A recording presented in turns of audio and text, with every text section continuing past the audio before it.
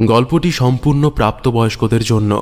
গল্পে বর্ণিত সাম্প্রদায়িক দাঙ্গা হানাহানি শুধুমাত্র এক ঐতিহাসিক প্রেক্ষাপট তৈরির খাতিরেই ব্যবহৃত হয়েছে। আমরা কোনো রকম সাম্প্রদায়িক বিভাজনকে সমর্থন করছি না। নমস্কার, আমি আসঞ্জন। রহস্যের অন্ধকারে ইউটিউব চ্যানেলে আজ আপনারা শুনতে চলেছেন লেখিকা বৈশালী দাশগুপ্ত নন্দীর কলমে একুল ওকুল। বৈশালী দাশগুপ্ত নন্দী উত্তর কলকাতার বাসিন্দা, পেশায় শিক্ষিকা, নেশায় লেখিকা। 2019 বইমেলায় প্রথম প্রকাশিত হয় তার প্রথম একক গল্পগ্রন্থ বিভা পাবলিকেশন থেকে নরকের দ্বার খোলা, যার বর্তমানে তৃতীয় সংস্করণ সম্পূর্ণ হয়েছে। 2022-এ নিউটন বইমেলায় প্রকাশিত হয়েছে বিভা পাবলিকেশন থেকে জেগে আছে শয়তান ও অরণ্যমন প্রকাশনী থেকে শাপদ।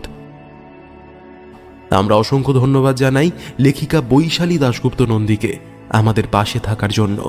শুরু করছি আজকের গল্প, বৈশালী দাশগুপ্ত নন্দীর কলমে একুল ওকুল।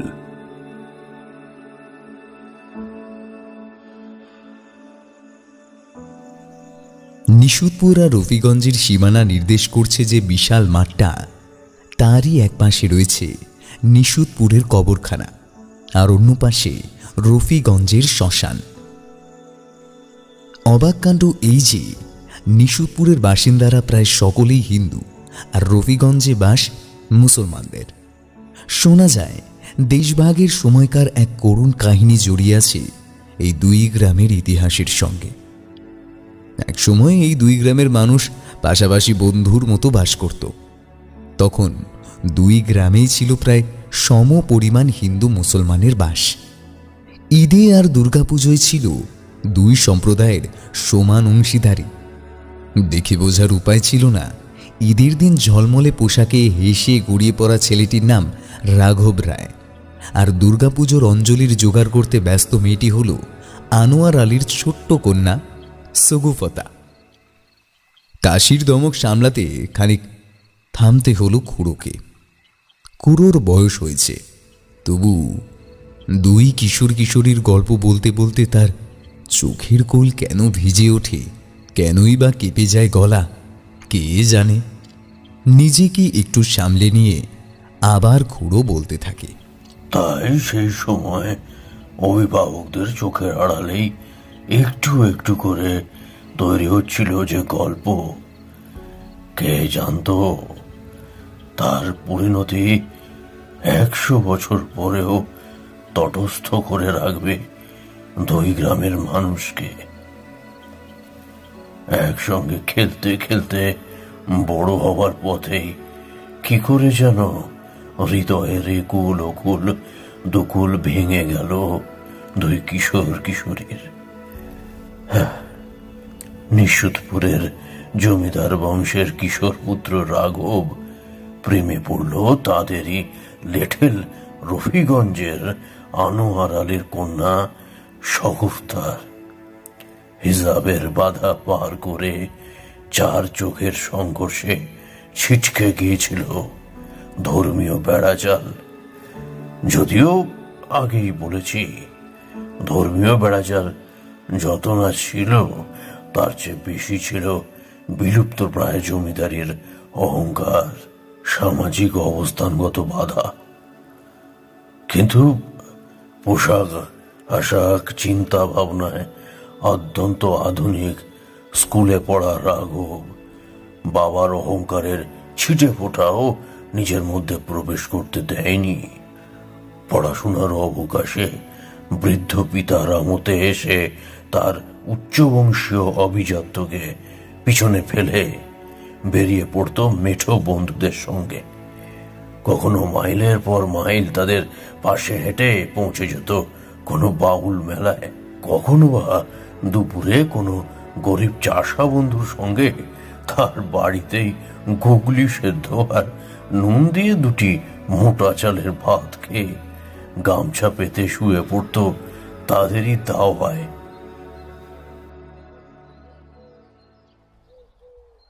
আরে কি সৌভাগ্য আমার, জমিদারের ছেলে হয়ে তুমি এসেছো আমার বাসায়। এখন কোথায় যে তোমাকে বসতে দিই আর কি দিয়ে আপ্যায়ন করি? আমরা তো গরিব গুরব মানুষ। জমিদার আমার বাবা, চাচা, আমি না। আমি শুধুই রাকিবুলের বন্ধু। ও চাচি, কি রেঁধেছো বলো তো? খুব খিদে পেয়েছে। আরে তুমি ওসব ছাড়ো তো আব্বা। রাঘব আমাদের বন্ধু, ও ওসব মাথাতেও রাখে না। আমি আমি দাও, ভাত দাও আমাদের। শক্ত সমর্থ চেহারার আনোয়ার আলী রাঘবের জন্মের বহু আগে থেকেই জমিদার বংশের লেঠেল। রাঘব কেন, রাঘবের 3 দাদাও তার কোলে পিঠে মানুষ। আনোয়ারের তৃতীয় স্ত্রীর কনিষ্ঠতম সন্তান হলো এই সগুপ্তা। আনোয়ারের সেজ পুত্র আব্বাস ছিল রাঘবের গলাগলি বন্ধু। কাজেই আনোয়ারের মাটির বাড়িতেও যাতায়াত ছিল রাঘবের। আনোয়ারের অন্দরমহলে পর্দা প্রথা প্রচলিত ছিল ঠিকই, কিন্তু বাকি 2 স্ত্রীর মতো তার তৃতীয় স্ত্রী রাবেয়াও যখন 40 বছর বয়স হওয়ার আগেই মারা যায়, তারপরে অন্দরের আবরু রক্ষার ভার পড়েছিল বছর 15 সগুপ্তার উপরেই। মাথার উপরে 4 দাদা ও বাবা থাকা সত্ত্বেও কিভাবে যেন তার কিশোরী সুলভ প্রগল্ভতা পর্দা প্রথার কাঠিন্যকে একটু আলগা করে দিয়েছিল। বলি, আনোয়ার মিয়া ঘরে আছো নাকি? ও আনোয়ার মিয়া! আরে নূর সাহেব যে, তা এত সকাল সকাল যে খবর ভালো তো? আমার খবর পরে নিবেন গো, আগে নিজের ঘরের খবর রাখেন। পাড়ায় যে এবার ঢিঢি পড়বে। কেন বলেন দেখি, কি হলো? আপনার ছোট মেয়ে সগুপ্তা ওই জমিদারের ছেলের সাথে যেখানে সেখানে ঘুরে বেড়াচ্ছে গো, মাঠে ঘাটে নদীর পাড়ে। আজ দেখি পীর বাবার মাজারের পাশে দাঁড়িয়ে গপ্প করছে দুজনে। মেয়ে তো বড় হলো, এবার বিয়ে থা দেন গা। বেশি ধিঙ্গি মেয়ে ঘরে থাকা ভালো না। ও এই কথা, এ নিয়ে ভাববেন না নূর সাহেব। মেয়ে আমার সহবত জানে, আমার মাথা কাটা যায় এমন কোনো কিছুই করবে না। আর রাঘব অমন ছেলে পাড়ায় 2 আছে। বংশের কথা যদি ছেড়ে দেই তো এত ভদ্র সভ্য ভালো ছেলে পাওয়াই ভার। তাই বলে হিঁদুর ছেলে? জাতি ধর্ম রাখতে দেবে না দেখছি। আরে হিন্দু মুসলমান ধুয়ে কি জল খাবো নাকি নূর সাহেব? মেয়ে আমার যেখানে ভালো থাকবে সেখানেই মেয়ে দেব। আর ভুলেও এসব কথা বলতে আমার কাছে আসবেন না গো। আপনার মতলব আমি ভালোই বুঝে গেছি। আপনার ওই অকস্মা মাতাল ভাইবোকে আমি কিছুতেই মেয়ে দেব না। তাতে যদি আমার মেয়ে সারা জীবন ঘরে বসে থাকে তো তাই থাকবে, এই আমি বলে দিলাম। আনোয়ার বোধহয় বয়সকালের কনিষ্ঠ সন্তান একমাত্র কন্যা সগুপ্তাকে একটু বেশি স্নেহ করত। স্নেহের রন্ধ্রপথেই প্রবেশ করেছিল প্রশ্রয়। স্নেহ তো তার ছিল উভয় পক্ষের প্রতি। রাঘবকেও কম ভালোবাসত না আনোয়ার। মেয়ের সঙ্গে তার মেলামেশা চোখে পড়েনি এমনটাও নয়, তবে বাপের মন তো। কন্যার ভবিষ্যৎ সম্পর্কে হয়তো নিজের অজান্তেই কোনো বড় স্বপ্ন দেখে ফেলেছিল আনোয়ার। হৃদয়ের কুল কুল দুকুল ভেসে যায়, হায় সজনী উথলে নয়ন বাড়ি। হৃদয়ের কুল কুল দুকুল ভেসে যায়, হায় সজনী উথলে নয়ন বাড়ি। এই পর্যন্ত বলে আবার একটু জল খেলো খুড়ো। আমরা 4 বন্ধু খুড়োর প্রায় গা ঘেঁষে বসেছি এতক্ষণে। খুড়োর গল্প বলার কায়দা যে এত আকর্ষণীয়, মনে হচ্ছিল চোখের সামনে ঘটতে দেখছিলাম ঘটনাগুলো। বয়স হয়েছে খুড়োর, এক টানা কথা বলে হাঁফিয়ে যায়। খুড়ো একটু দম ফেলুক, এই সুযোগে আমাদের এই গণ্ড গ্রামে আসার কারণটা একটু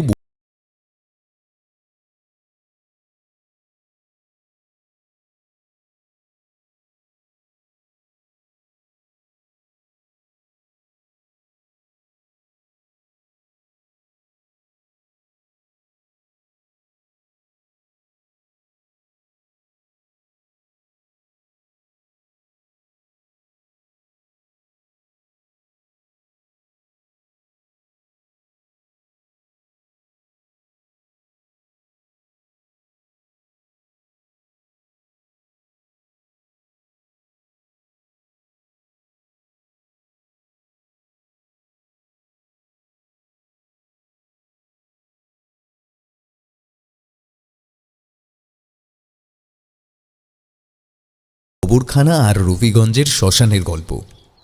এখন এই দুই সৎকার স্থানই পরিত্যক্ত। মানুষ এখন শেষ শান্তির জন্য খুঁজে নিয়েছে অন্য ঠিকানা।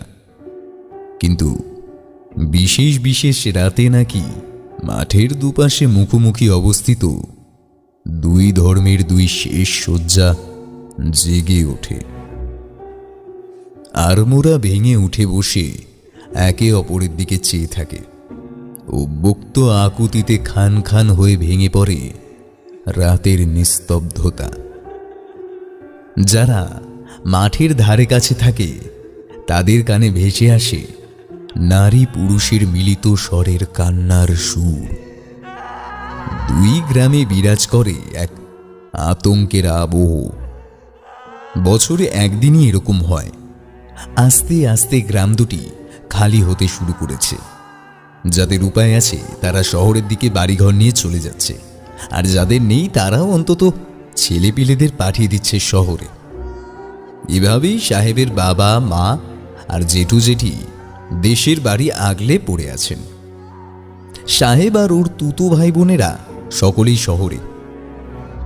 এতদিন পর বিভিন্ন কারণে চার বন্ধু প্রায় একই সঙ্গে ছুটি পেয়ে কম বয়সের কৌতূহল মেটাতে চলে এসেছি নিশুতপুরে।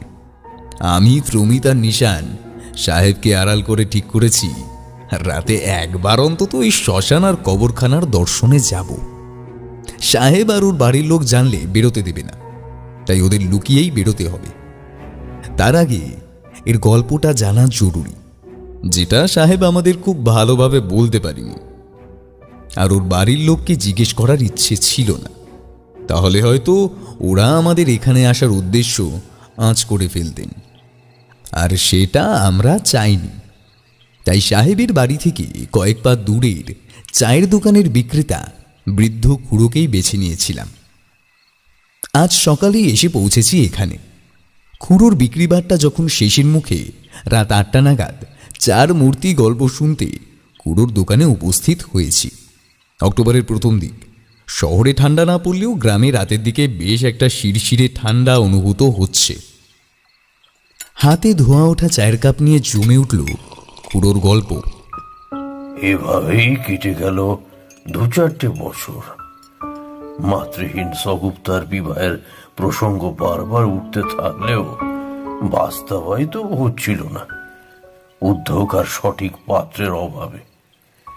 রাঘব স্কুল শেষ করে তখন কলেজে। তার বৃদ্ধ পিতা এখন শয্যাশায়ী। বড় দাদা নীতিশ দেখাশোনা করে জমিদারির সামান্য যা কিছু কাজকর্ম। এমন সময় এলো সেই সর্বনাশের দিন। ভাগ হয়ে গেল বাংলা। এতদিন ধরে পাশাপাশি বাস করছিল যে মানুষগুলো সহোদর ভাইয়ের মতো, রাতারাতি একে অপরের রক্তের পিয়াসী হয়ে উঠল। বাইরের পৃথিবীতে ঘটে চলা ঘটনাবলীর গনগনে আজ স্পর্শ করল নিশুতপুর আর রফিকগঞ্জকেও। হিন্দু মুসলমানের দ্বন্দ্বে রক্ত ঝরল দুই গ্রামের পথে ঘাটে। পাশের বাড়ির মানুষকেও আর বিশ্বাস করছিল না কেউ। এমন পরিস্থিতিতে জানি না কিভাবে নিশুতপুর হয়ে গেল হিন্দুর আর রফিকগঞ্জ মুসলমানের। নিশুতপুরের মুসলমানরা গিয়ে ঘর বাঁধল রফিকগঞ্জে, আর রফিকগঞ্জের পুরুষাক্রমে বাস করে আসা হিন্দুদের নতুন সংসার হলো নিশুতপুরে। শুধু বদলানো গেল না শ্মশান আর কবরখানার অবস্থান। এমনই এক থমথমে সন্ধ্যায় একদল উন্মত্ত জনতা রাঘব আর স্বগুপ্তাকে আবিষ্কার করলো ওই শ্মশান আর কবরখানার মাঝের মাঠে, একে অপরের আলিঙ্গনে, যেন শেষবারের মতো তারা ছুঁয়ে নিচ্ছে পরস্পরকে।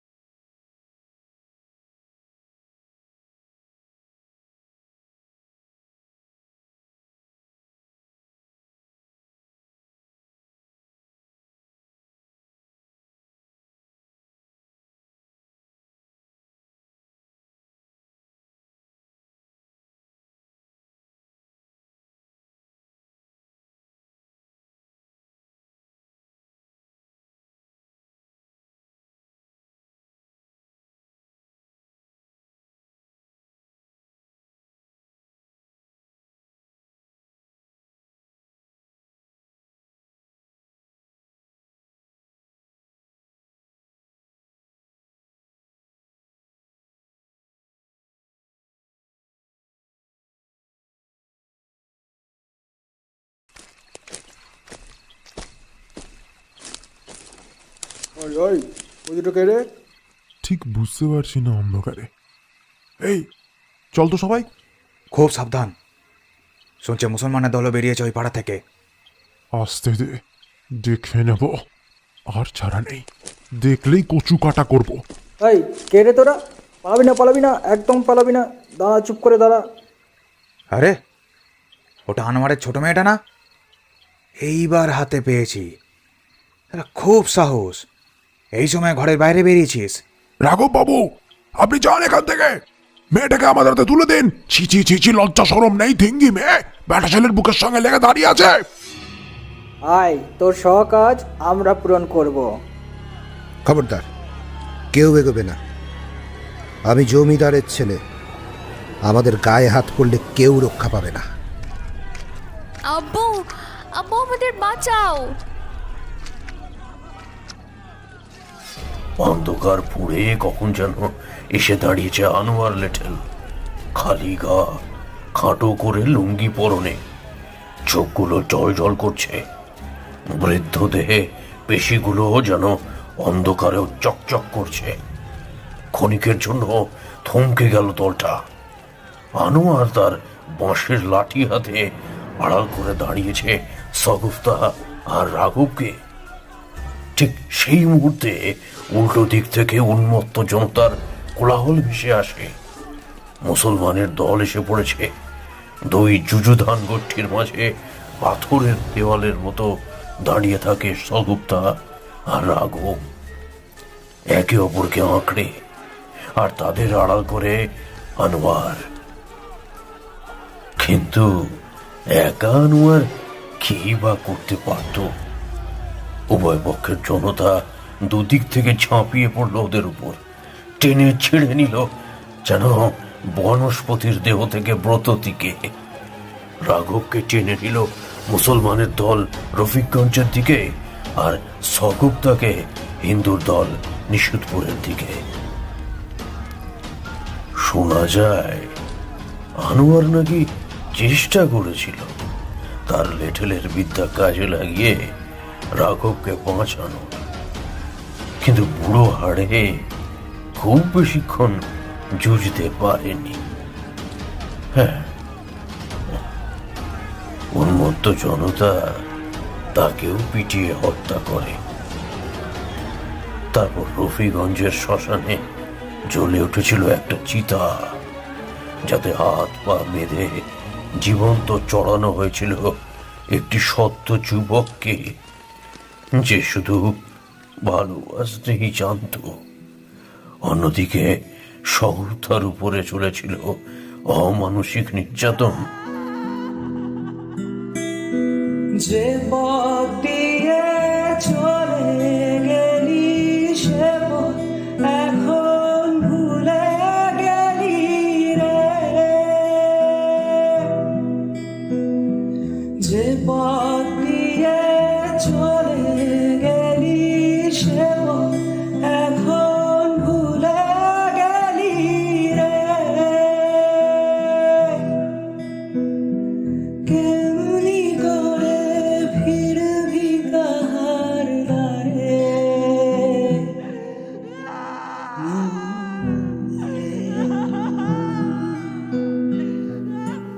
5 জন 10 জন না, 20 জন, কতজন মিলে ওর নব্য যুবতীর দেহটাকে ছিঁড়ে খুঁড়ে শেষ করে দিয়েছিল। তা বোধ হয় নিজেও গুণে শেষ করতে পারেনি মেয়েটা। তাই জনম গেল শান্তি পেরি না রে। তাই জনম গেল শান্তি পেরি না রে। গোনা শেষ হবার আগেই হয়তো ওর 2 চোখের আলো নিভে গিয়েছিল। মরে যাওয়ার কতক্ষণ পর ওরা সেটা টের পেয়েছিল জানি না। তবে যখন টের পেল তখন নিশুতপুরের কবরে কোনো রকমে মাটি চাপা দেওয়া হয়েছিল দেহটাকে। সেটা ছিল বছরের এমনই একটা সময়, ঈদ আর দুর্গাপুজোর মাঝামাঝি। ঠিক কোন তিথি বা নক্ষত্র ছিল তা তো কেউ খেয়াল করেনি, কিন্তু সেই থেকে প্রতি বছর এই সময় কোনো একদিন ওই কবর আর শ্মশান রাতে জেগে ওঠে। পৈশাচিক আর্তনাদ আর কান্নায় ভরে ওঠে 2 গ্রামের আকাশ বাতাস। যেন 100 বছরেরও বেশি সময় ধরে 2 প্রেমিক প্রেমিকার বুক ফাটা যন্ত্রণা তাদের মৃত্যুর তিথিতে শব্দে প্রকাশ পায়।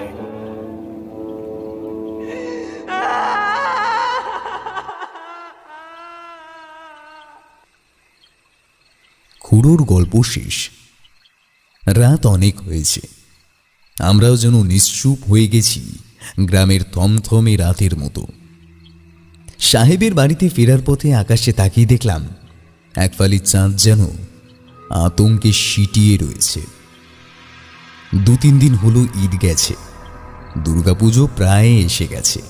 এমনই কোনো একদিনে বিনা অপরাধে কেবল অমানসিক হিংসার বলি হয়ে প্রাণ হারিয়েছিল 2 সদ্য যুবক যুবতী। সাহেবকে বললাম বাড়িতে গিয়ে খাবার ব্যবস্থা করতে। আমরা 3 জন সিগারেট ধরিয়ে বাড়ির বাইরের রাস্তায় পায়চারি করতে লাগলাম। মাথাটা কেমন ভারী ঠেকছে। সাহেব একটু ইতস্তত করলেও শেষ পর্যন্ত কিছু না বলে বাড়ি চলে গেল। আমাদের সিগারেট যখন প্রায় শেষের পথে, তখন হঠাৎ একটা অদ্ভুত শব্দে একসঙ্গে 3 জন চমকে পেছনের দিকে তাকালাম। কেউ যেন গুঙিয়ে গুঙিয়ে কাঁদছে। প্রথমে একটা নারী কণ্ঠ, তারপর 1 থেকে 2 থেকে শত শত নারী পুরুষের সম্মিলিত গলার স্বর। বুক ফাটা আর্তনাদে আকাশ বাতাস যেন ভারী হয়ে উঠেছে। অদ্ভুতভাবে কোথা থেকে কুয়াশা নেমে এসেছে চারিদিকে। কুয়াশার চাদরে ঢাকা পড়ে গেছে চাঁদও।